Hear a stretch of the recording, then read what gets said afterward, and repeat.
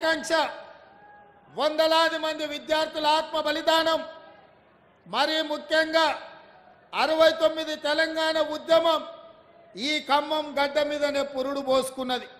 పాల్వంచలో ఒక ఉద్యోగం కోసం మొదలైన ఈ తెలంగాణ ఉద్యమం, ఖమ్మం నుంచే మొదలైన ఈ తెలంగాణ ఉద్యమం ఇవాళ తెలంగాణ రాష్ట్రాన్ని సాధించి సగర్వంగా ఇవాళ మనుగూరులో నిలబడి తెలంగాణ రాష్ట్ర ముఖ్యమంత్రిగా మాట్లాడుతుందంటే ఖమ్మం జిల్లా పోరాటం, ఖమ్మం గడ్డ మీద ఉన్న గాలి, ఈ నేల, ఈ నీరు ఆ ఉద్యమ స్ఫూర్తిని నింపి ఇవాళ తెలంగాణ రాష్ట్రాన్ని సాధించినాం.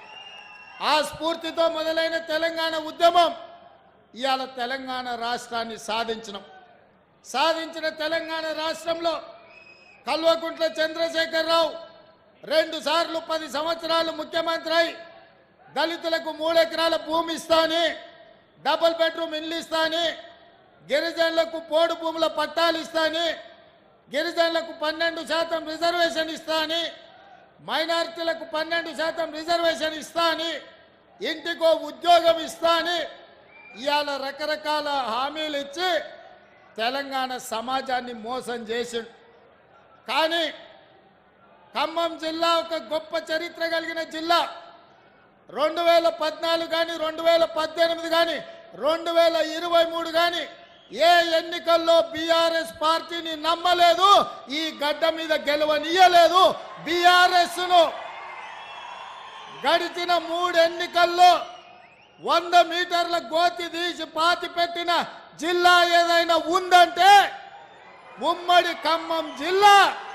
ఈ జిల్లాలో ఉన్న చైతన్యం బీఆర్ఎస్ ను బొంద పెట్టించింది. మిత్రులారా, ఇవాళ ఖమ్మం జిల్లా కాంగ్రెస్ పార్టీకి ఎంత ముఖ్యమో మీ జిల్లాకి ఇచ్చిన పదవులను లెక్క పెట్టండి. 9 మంది ఎమ్మెల్యేలు ఉంటే ఇవాళ బట్టి విక్రమార్క గారు ఉప ముఖ్యమంత్రి అయినరు, పొంగులేటి శ్రీనివాసరెడ్డి గారు రెవెన్యూ శాఖ, హౌసింగ్ శాఖ, ప్రచార శాఖ మంత్రి అయినరు, తుమ్మల నాగేశ్వరరావు గారు అత్యంత కీలకమైన వ్యవసాయ శాఖకు మంత్రి అయిన. అంతెందుకు, మొన్న 2 రాజ్యసభ సీట్లుంటే 2 ఒకటి కేంద్ర మాజీ మంత్రివర్యులు శ్రీమతి రేణుకా చౌదరి గారికి కాంగ్రెస్ పార్టీ సోనియమ్మ టికెట్ ఇచ్చి మీ ఖమ్మం జిల్లాకు కాంగ్రెస్ లో ప్రత్యేకత ఉంది అని నిరూపించారు. అదే కాదు, మన్మోహన్ సింగ్ గారు ప్రధానమంత్రిగా ఉన్నప్పుడు, సోనియా గాంధీ గారు యూపీఏ చైర్పర్సన్ ఉన్నప్పుడు ఇటు పక్కన రేణుకా చౌదరి గారిని, ఈ పక్కన మహబూబాబాద్ పార్లమెంట్ సభ్యుడు బలరాం నాయకుడు ఒక లంబాడ బిడ్డను కేంద్ర మంత్రుల్ని ఈ జిల్లా నుంచే ఆనాడు 2 చేయడం జరిగింది. ఇవాళ ఇందిరమ్మ ఇండ్లు తెలంగాణ పేదలకు దేవాలయాలు. అట్లాంటి ఇందిరమ్మ ఇండ్ల పథకం 4.5 లక్షల కుటుంబాలకు 22,500 కోట్ల రూపాయలతోని అభయహస్తంలో భాగంగా ఇందిరమ్మ ఇండ్ల సంక్షేమ పథకం ఇవాళ భద్రాచలంలో రాములవారి ఆశీర్వాదంతో ప్రారంభించుకున్నామంటే ఈ ఖమ్మం జిల్లాకు కాంగ్రెస్ పార్టీ ఇస్తున్న ప్రాధాన్యత, ఖమ్మం జిల్లాలో కాంగ్రెస్ పార్టీకి అండగా ఉన్న మీ ప్రాధాన్యత జాతీయ స్థాయిలో ప్రతి ఒక్కరికి తెలుసు. అందుకే మిత్రులారా, ఈ ప్రజా దీవెన సభ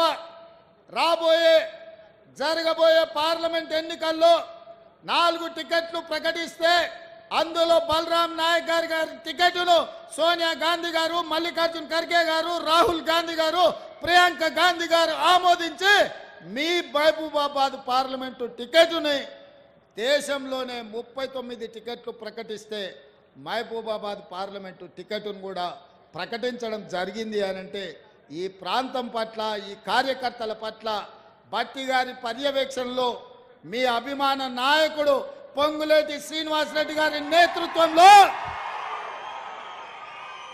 1,50,000 మెజార్టీతోని మహబూబాబాద్ పార్లమెంటు సీటు గెలవబోతుంది.